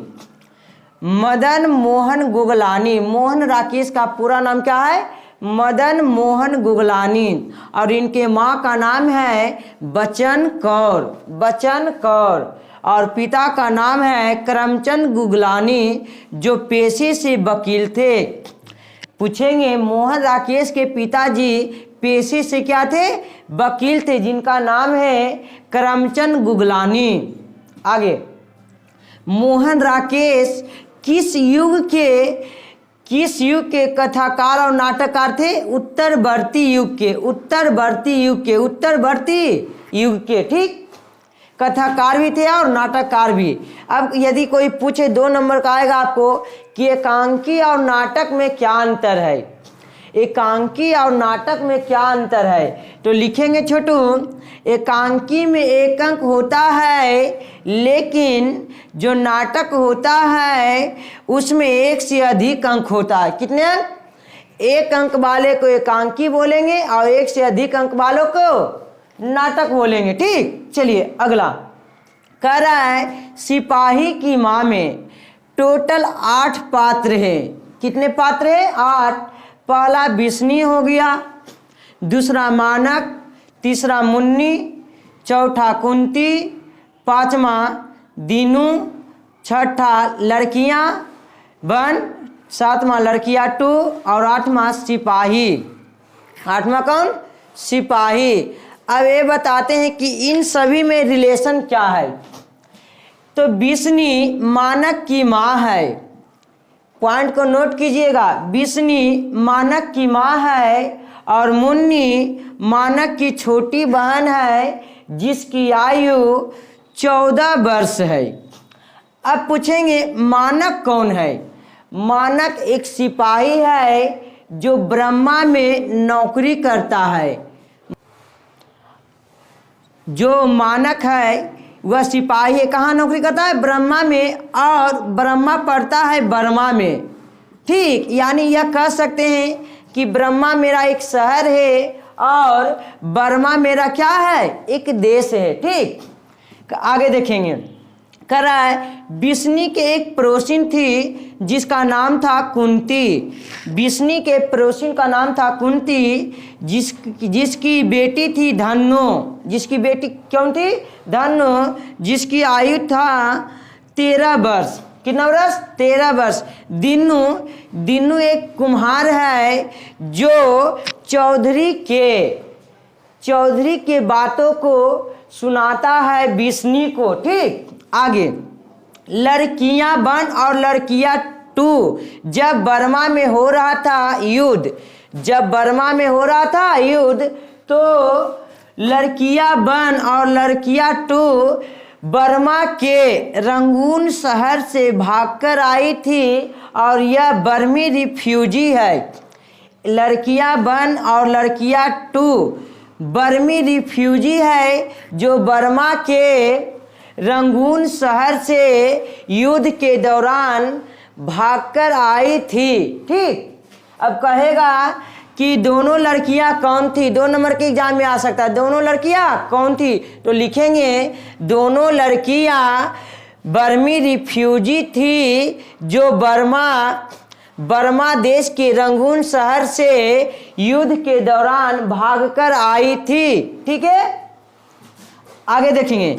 अगला है सिपाही। यह सिपाही वह सिपाही है जो मानक के पीछे पीछा करते हुए मानक के घर के पास आया था और बोला था मैं इसका जान ले लूंगा, मैं इसे गोली मार दूंगा, मैं इसे मार दूंगा। ठीक नहीं, लेकिन इन दोनों के बीच इसका माँ आ जाता है, लेकिन गलती से बाय चांस बाय मिस्टेक सिपाही की ही वहां पर मौत हो जाती है। आगे देखिए, कह रहा है कि जो लड़ाई छोड़कर भागता है उसे गोली मार दी जाती है। किस शीर्षक पाठ से लिया गया है? तो यह लिया गया है सिपाही की माँ से। और किसने बोला था? ठीक है, तो गर्ल नंबर 1 यानी लड़की नंबर 1 ने बोला था कि माँ जी जो लड़ाई छोड़कर भागता है उसे गोली मार दी जाती है। ठीक, कह रहा है यह भी हमारी तरह गरीब आदमी है। किसने कहा? तो बिस्नी ने कहा था। ठीक नहीं, किसने कहा? बिस्नी ने कहा था। किस शीर्षक पाठ से लिया गया? तो सिपाही की माँ से लिया गया। ठीक, इसमें कोई डाउट है? चलिए देखते हैं अगला पॉइंट। देखते हैं अगला चैप्टर, परगीत और समाज एक निबंध है जो लिया गया है संवाद विवाद से। परगीत और समाज एक निबंध है जो लिया गया है संवाद विवाद से, जिसका रचनाकार है नामवर सी का जन्म हुआ है 1927 में और मृत्यु हुआ है 2019 ईस्वी में। ठीक है, आगे नामवर सी को साहित्य अकादमी पुरस्कार से सम्मानित किया गया था 1971 ईस्वी में। कब जी? 1971 ईस्वी में। किसके लिए? कविता के नए प्रतिमान एक लिखे थे बुक, उसी बुक के लिए इन्हें इसे मिला था साहित्य अकादमी पुरस्कार। अगला देखिएगा, कह रहा है नामवर सी का आलोचना रविन्द्रनाथ ठाकुर और हजारी प्रसाद द्विवेदी ने किए थे। नामवर सी का आलोचना रविन्द्रनाथ ठाकुर और हजारी प्रसाद द्विवेदी ने किए थे। अगला कह रहा पृथ्वीराज रासो की भाषा जनयुग नई कहानी के रचनाकार है नामवर सी। पृथ्वीराज रासो की भाषा जनयुग नई कहानी के रचनाकार कौन है? नामवर सी। अब कोई पूछ दे कि जनयुग क्या है, 2 नंबर क्या आता? ठीक नहीं, जनयुग क्या है? तो जनयुग एक साप्ताहिक पत्रिका है। जनयुग एक साप्ताहिक पत्रिका है जिसका प्रसारण दिल्ली में होता है। ठीक है, आगे देखेंगे। कह रहा है नामवर सी के माँ का नाम बागेश्वरी देवी था। नामवर सी के माँ का नाम बागेश्वरी देवी था और पिताजी नागर सी थे। नामवर सी के पिताजी नागर सी थे, VVI पॉइंट। और यह पेशे से एक शिक्षक थे, एक टीचर थे। इसमें कोई डाउट है? चलिए बढ़ते हैं अगला पॉइंट की ओर। चलिए अब देखते हैं अगला चैप्टर, जूठन। जूठन क्या है? जूठन का मतलब जूठा होता है और यह एक आत्मकथा है। क्या है? आत्मकथा है जो लिखा गया है ओम प्रकाश वाल्मीकि के द्वारा। ओम प्रकाश वाल्मीकि ने जूठन के माध्यम से अपनी खुद की घर की कहानी को प्रकाशित किए हैं, अपनी खुद की घर को लिखे हैं। ठीक ने, उनका जन्म हुआ है 1950 ईस्वी में और मृत्यु हुआ है 2017 ईस्वी में। ठीक, आगे देखेंगे। कह रहा है मेघदूत, बहुत हो चुका अब, सलाम, ये सब लिखा गया है किनके द्वारा? वाल्मीकि के द्वारा, यानी ओम प्रकाश वाल्मीकि के द्वारा। अब कोई पूछ दे कि मेघदूत क्या है, 2 नंबर क्या आता है? तो मेघदूत एक नाटक है जो ओम प्रकाश वाल्मीकि के द्वारा लिखा गया है। और अगला कोई पूछ दे सलाम क्या है, तो सलाम एक कहानी है जो ओम प्रकाश वाल्मीकि के द्वारा लिखा गया है। चलिए अगला कह रहा है ओम प्रकाश वाल्मीकि को कौन कौन से प्राइज से यानी पुरस्कार से सम्मानित किया गया, अवार्ड से सम्मानित किया गया। तो कह रहा है पहला इनको मिला डॉक्टर अंबेडकर राष्ट्रीय पुरस्कार। डॉक्टर अंबेडकर राष्ट्रीय पुरस्कार कब मिला? 1993 ईस्वी। और दूसरा में मिला परिवेश सम्मान मिला 1995 ईस्वी में। और तीसरा मिला जय श्री राम पुरस्कार 1996 ईस्वी में। और इस पुरस्कार के साथ इन्हें 2000 रुपये भी मिला था। ठीक, आगे कहते हैं दिन रात खटकर भी हमारे पसीने की कीमत मात्र जूठन है। किससे लिया गया है? तो किस चैप्टर से लिया गया है? तो जूठन यहाँ तो लिखा हुआ है, यानी इसका आंसर क्या हो जाएगा? जूठन। अगला क्वेश्चन कह रहा कितने क्रूर समाज में रहे हैं हम जहाँ श्रम का कोई मोल नहीं है। किस चैप्टर से लिया गया? तो हम बोलेंगे जूठन। किससे लिया गया? जूठन से। चलिए अगला क्वेश्चन कह रहा है कि ओम प्रकाश वाल्मीकि के माँ का नाम क्या है? तो मुकुंदी देवी। ओम प्रकाश वाल्मीकि के माँ का नाम क्या है? मुकुंदी देवी। और पिताजी थे छोटन लाल। पिताजी कौन थे? छोटन लाल। और कालीराम हेडमास्टर थे। कालीराम ओम प्रकाश वाल्मीकि के हेडमास्टर थे, जो तीसरे दिन यानी डेली के डेली वह भेज देते थे उन्हें झाड़ू लगाने के लिए।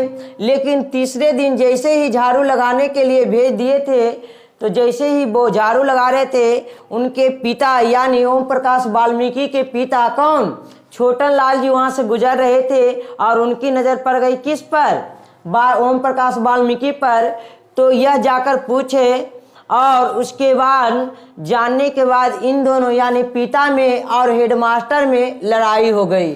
ठीक, चलिए उसके बाद अगला पॉइंट कह रहा है कि 10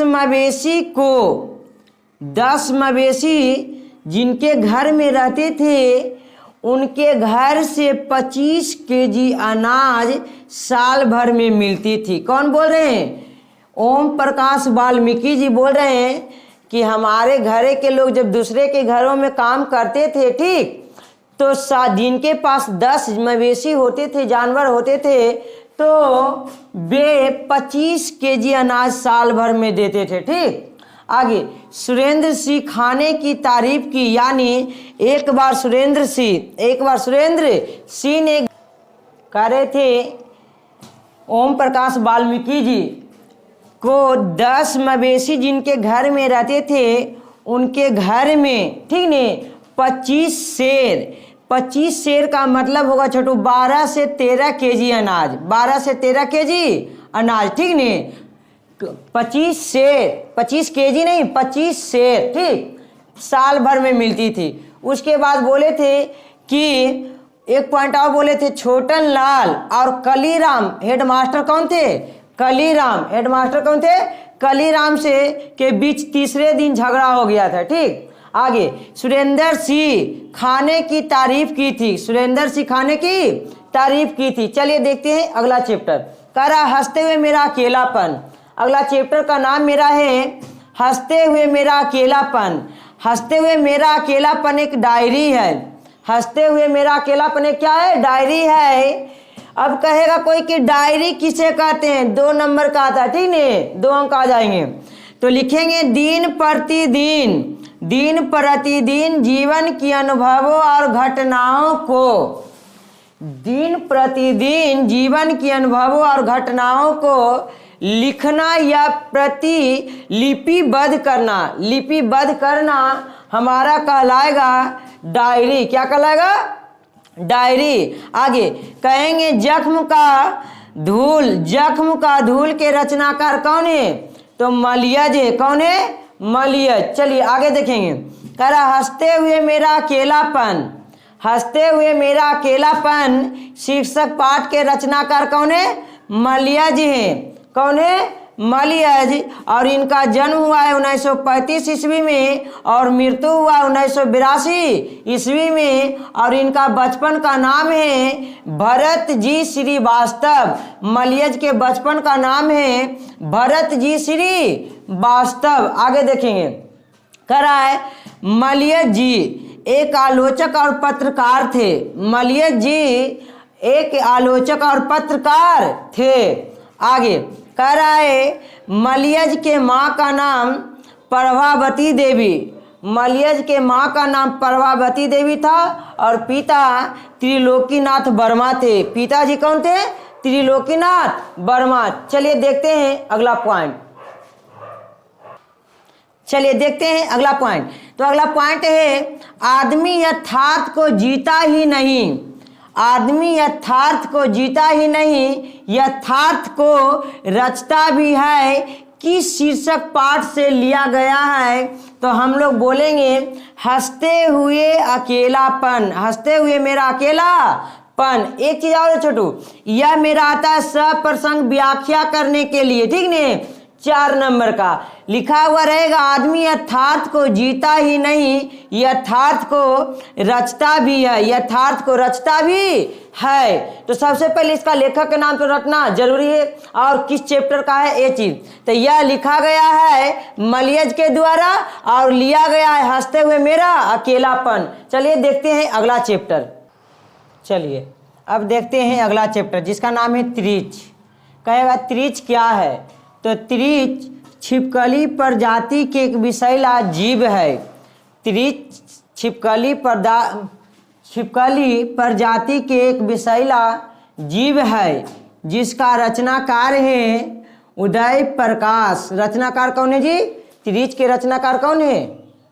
उदय प्रकाश, ठीक नहीं? और इनका जन्म हुआ है 1952 ईस्वी में। 1952 ईस्वी में। आगे देखिए, बताए हैं उदय प्रकाश ने कि जो त्रिच है यह काले नाग से 100 गुना ज्यादा जहर देता है।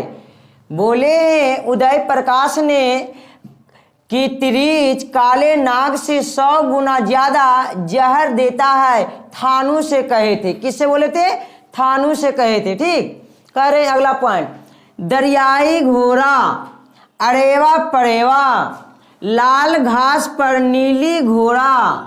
लाल घास पर नीली घोड़ा किसके द्वारा लिखी गई है? तो लिखा गया है उदय प्रकाश के द्वारा। किसके द्वारा? उदय प्रकाश के द्वारा।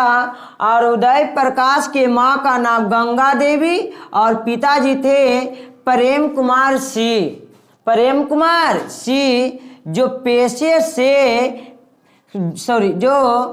प्रेम कुमार सिंह पेशी के लिए शहर गए थे। किसके लिए? पेशी के लिए, अदालत में पेशी के लिए प्रेम कुमार सिंह अर्थात उदय प्रकाश सिंह के पिताजी शहर गए थे, ठीक? आगे कह रहा है एमिनीसा एक अंग्रेजी पत्रिका है। एमिनीसा एक अंग्रेजी पत्रिका है जिसका रचनाकार उदय प्रकाश है। जिसका रचनाकार कौन है? उदय प्रकाश है। अगला पॉइंट देखिए, कह रहा कि बताइए उदय प्रकाश अपने स्वप्न में किसको देखते थे? तो देखते थे यह शेर और त्रिच को। शेर और त्रिच को, यानी उदय प्रकाश अपने सपने में देखते थे शेर और त्रिच को, और जिसके कारण वह जोर जोर से चिल्लाने लगते थे, बहुत चिल्लाने लगते थे, शोरगुल करने लगते थे। तो लास्ट में वह मम्मी जोर से बोलते थे और उनकी नींद टूट जाती थी। इसलिए कह रहा है कि उदय प्रकाश की सबसे बड़ा अस्त्र क्या था? उनका आवाज। उदय प्रकाश का सबसे बड़ा अस्त्र क्या था? उनका आवाज। अगला कह रहा यदि त्रिच को देखो तो आंख ना मिलाओ। यदि त्रिच को देखो तो आंख ना मिलाओ। वह आंख मिलते ही आदमी की गन पहचान लेता है और पीछे लग जाता है। किस शीर्षक पाठ से लिया गया है? तो लिया गया है तिरिच से। किससे लिया गया है? तिरिच से। आगे देखेंगे, कह रहा है शिक्षा अगला चैप्टर है और यह स्टोरी सेक्शन का लास्ट चैप्टर है। कह रहा शिक्षा क्या है? शिक्षा एक संभाषण है। क्या है? संभाषण है। और शिक्षा का अर्थ होता है ज्ञान प्राप्त करना। क्या होता है? ज्ञान प्राप्त करना। कह रहा शिक्षा का क्या कार्य है? तो संपूर्ण जीवन की प्रक्रिया को समझने में जो मदद करता है उसी को बोलते हैं शिक्षा। ठीक, चलिए आगे कहेंगे कि शिक्षा के रचनाकार कौन है? तो बोलेंगे जे कृष्णमूर्ति। और जे कृष्णमूर्ति के पूरा नाम क्या है? जिद्दू कृष्णमूर्ति। जिद्दू कृष्णमूर्ति। और इनका जन्म हुआ है 1895 ईस्वी में और मृत्यु हुआ है 1986 ईस्वी में। चलिए आगे देखिए, कह रहा जे कृष्णमूर्ति। जे कृष्णमूर्ति पेशे से एक शिक्षक थे और इसके अलावा एक प्रमुख वक्ता भी थे। ठीक, कह रहा उसके बाद कि जीवन के कहते हैं कि जे कृष्णमूर्ति ने जीवन को विलक्षण माने हैं। VVI point. ठीक ने कह रहा है कि जे कृष्णमूर्ति ने जीवन को क्या माने? विलक्षण माने। ठीक, आगे कहते लीड बेटर ने जे कृष्णमूर्ति को लीड बेटर ने जे कृष्णमूर्ति को विश्व शिक्षक के रूप में मानते थे। आगे देखेंगे अगला पॉइंट। कह रहा है भय मानव के विचारों। भय जो है मानव के विचारों और प्रेम को नष्ट कर देता है। भय जो है मानव के विचारों और प्रेम को नष्ट कर देता है। किस शीर्षक पाठ से लिया गया है? शिक्षा से। किससे लिया गया है? शिक्षा। चलिए आगे देखेंगे अगला पॉइंट। कह रहे हैं जे कृष्णमूर्ति की माँ का नाम था संजीवम्मा और पिता का नाम था नारायण जिद्दू। पिता का नाम क्या था? नारायण जिद्दू। अगला पॉइंट कह रहे हैं पूंजीवादी। ये मोस्ट वीवीआई पॉइंट है। कह रहा पूंजीवादी समाजवादी से लड़ रहा है। पूंजीवादी समाजवादी से लड़ रहा है। कहेगा पूंजीवादी किससे लड़ रहा है? तो समाजवादी से। इसमें कोई डाउट है? चलिए स्टोरी सेक्शन मेरा समाप्त हो गया। इसमें आपको ऑब्जेक्टिव भी बताए हैं, 2 नंबर का भी क्वेश्चन बताए हैं। ठीक नहीं, इसमें कोई टेंशन लेना नहीं। जो 2 नंबर के हैं उसको रट लीजिएगा या फिर से पढ़ लीजिएगा। ठीक, अब बढ़ते हैं पोएट्री सेक्शन की ओर। चलिए देखते हैं पोएट्री सेक्शन का पहला चैप्टर जिसका नाम है कड़वक। कड़वक लिखा गया है अवधी भाषा में मलिक मोहम्मद जायसी के द्वारा। किसके द्वारा? मलिक मोहम्मद जायसी के द्वारा। और मलिक मोहम्मद जायसी के जन्म हुआ है 1492 ईस्वी में और मृत्यु हुआ 1548 ईस्वी में। अनुमानित यानी माना गया है। कह रहा है कि कड़वक पद्मावत से लिया गया है। किससे लिया गया है? पद्मावत से। यह प्रेमाख्यानक काव्य है। यह प्रेमाख्यानक काव्य है। चलिए आगे जानते हैं कि मलिक मोहम्मद जायसी के गुरु थे सूफी संत शेख मोहिद्दी और दूसरा गुरु थे सैयद अशरफ जहांगीर इनके गुरु थे। कह रहा है मलिक मोहम्मद जायसी को चेचक हो गया था और चेचक रोग होने के कारण यह रूपहीन हो गए और बायां आँख और कान से वंचित हो गए। ठीक नहीं, कह रहा है मलिक मोहम्मद जायसी को प्रेम की पीर कभी कहा जाता है। मलिक मोहम्मद जायसी को प्रेम की पीर कभी कहा जाता है। अगला पॉइंट कह रहा पद्मावत, अखरावट, कहरनामा, मसलनामा ये सारा जो रचना है लिखा गया है मलिक मोहम्मद जायसी के द्वारा। कह रहा है मलिक मोहम्मद जायसी ने अपने आँख के कंपेयर किए हैं दर्पण से, यानी दर्पण के समान माना है अपनी आँख को। ठीक, क्योंकि उनका एक ही आँख है। आगे कहते हैं मलिक मोहम्मद जायसी के पिता थे मलिक शेख मंगरेज। मलिक शेख ममरेज और कहेंगे मलिक मोहम्मद जायसी ने किनका वर्णन किए हैं? रतन सेन और पद्मावती के आंसुओं के वर्णन किए हैं, बताए हैं, ठीक नहीं। और इनकी जो आंसुएं हैं वो अपनी खून रूपी लेई से जोड़े, खून रूपी लेई से जोड़े, ठीक। चलिए अगला चैप्टर करा पद लिखा गया है ब्रज भाषा में सूरदास के द्वारा। किसके द्वारा? सूरदास के द्वारा। और सूरदास का जन्म 1478 ईस्वी में और मृत्यु 1583 ईस्वी में, 1583 ईस्वी में अनुमानतः। करा सूरदास के गुरु थे महाप्रभु बल्लभाचार्य, महाप्रभु बल्लभाचार्य। कराए इन्होंने लिखे सूरसागर, साहित्य लहरी, श्रीमद् भागवत। आगे कराए भक्ति काल के कवि। करा सूरदास भक्ति काल के कवि थे, इसके अलावा मध्यकाल के भी वे कवि थे और वे श्री कृष्ण के भक्त थे, वे श्री कृष्ण के भक्त थे। और कह रहा है कि सूरदास के श्री कृष्ण के जूठन के भूख था, ठीक नहीं। और कहेंगे इस पद में सूरदास ने किसका वर्णन किए? तो श्री कृष्ण का वर्णन किए। चलिए देखते हैं अगला चैप्टर। चलिए देखिए, जो भी ऑब्जेक्टिव है आपको हम इंट्रोडक्शन दिए थे लेखक का, ठीक नहीं, तो उसी को देख लीजिएगा। सारा का सारा जो है हमारा पोएट्री सेक्शन का यानी काव्य खंड का जितना ऑब्जेक्टिव है सारा का सारा उसी से आ जाएगा, इसके लिए टेंशन नहीं लीजिए। अब आपको हम बताने वाले हैं शॉर्ट क्वेश्चन, और शॉर्ट क्वेश्चन भी उसी में बता दिए। तो आइए केवल क्वेश्चन बताएंगे, इसका आंसर समझा देंगे, आपको पहले ऑलरेडी बता चुके हैं लिखकर, ठीक। चलिए देखिए, कह रहा है पुंडलिक जी कौन थे? तो पुंडलिक जी बेलगांव के एक महान शिक्षक थे, ठीक। पुंडलिक जी बेलगांव के एक महान शिक्षक थे, ठीक है। चलिए अगला क्वेश्चन कह रहा है फिरंगी मेम के बाग में क्या क्या था? फिरंगी मेम कौन थी? लहना सिंह को जो दूध पहुंचाने वाली महिला आती थी उसी को बोलते थे फिरंगी मेम, ठीक ने। और उसके बाग में मखमल सी हरी घास और फल और सब्जियां थी, ठीक। चलिए अगला क्वेश्चन कह रहा है डायरी क्या है? डायरी क्या है ये भी बता दिए हैं कि डायरी दिन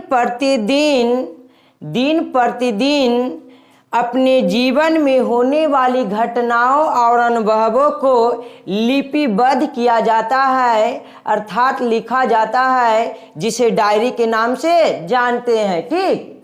चलिए अगला क्वेश्चन कह रहा त्रिच क्या है? तो बोलेंगे त्रिच क्या है ये भी लिखाए हैं। बोलेंगे त्रिच छिपकली प्रजाति का एक विषैला जीव है जिसका जहर नाग से 100 गुना यानी काले नाग से 100 गुना होता है, जिसका जहर काले नाग से 100 गुना होता है। चलिए अगला क्वेश्चन करा गैंग्रीन क्या है ये भी बताएं कि गैंग्रीन क्या है। तो गैंग्रीन एक बीमारी है, यानी गैंग्रीन एक घातक बीमारी है जो कांटा के चुभने से होता है और समय पर इसका नहीं इलाज होने पर टांग को काटना पड़ता है। चलिए अगला करा दोनों लड़कियां कौन है या कौन थी? तो दोनों लड़कियां जानते हैं ने, दोनों लड़कियां बर्मी रिफ्यूजी थी जो बर्मा के रंगून शहर से युद्ध के दौरान भागकर आई थी और जो अपने जीवन को बिताने के लिए घर घर जाकर चावल और आटे या दाल मांग रही थी, ठीक। चलिए अगला क्वेश्चन करा अगर हमें वाक शक्ति ना होता तो क्या होता?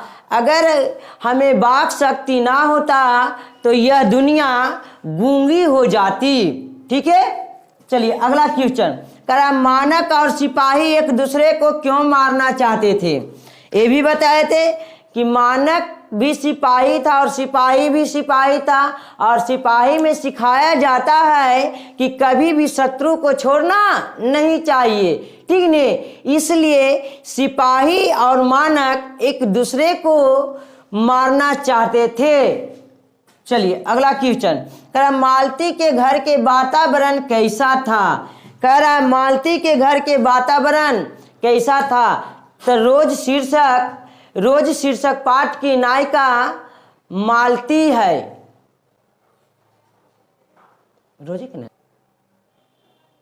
रोज शीर्षक पाठ की नायिका कौन है?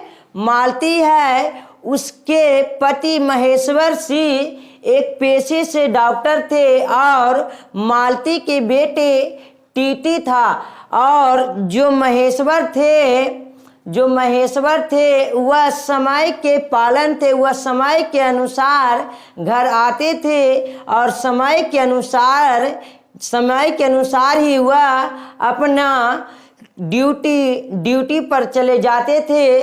और यह घर में जो मालती थी वह घर में अकेली रहती थी और ये इस तरह से हो गई थी धीरे धीरे उनका जो जीवन यापन हो रहा था बहुत ही कठिनाई के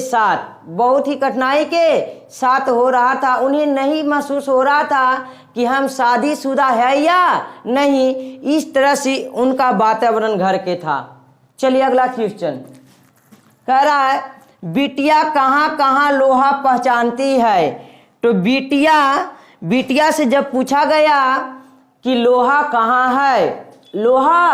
है तो बिटिया जाकर केवाड़ी में जो लगे हुए थे लोहे उसे और किचन में जो बर्तन थे उनमें जो लगे हुए लोहे थे वही सिकड़ी कब्जा कील यही सब को पहचानती है। ठीक, इसमें कोई डाउट है? इससे आपको जरूर 4 से 5 क्वेश्चन आ जाएगा। ठीक, अब देखते हैं लॉन्ग क्वेश्चन।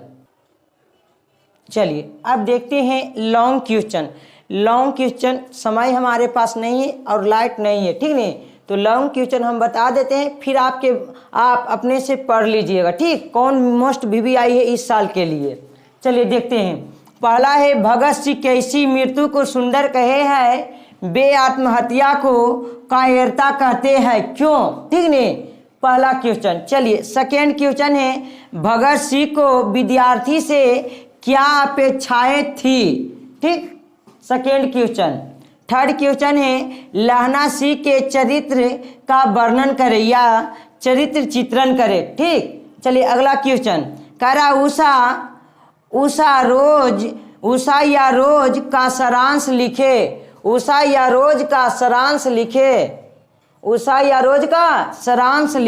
चलिए अगला कह रहा शिक्षा का क्या अर्थ है और इसका क्या कार्य है। शिक्षा का क्या अर्थ है और इसका क्या कार्य है, VVI।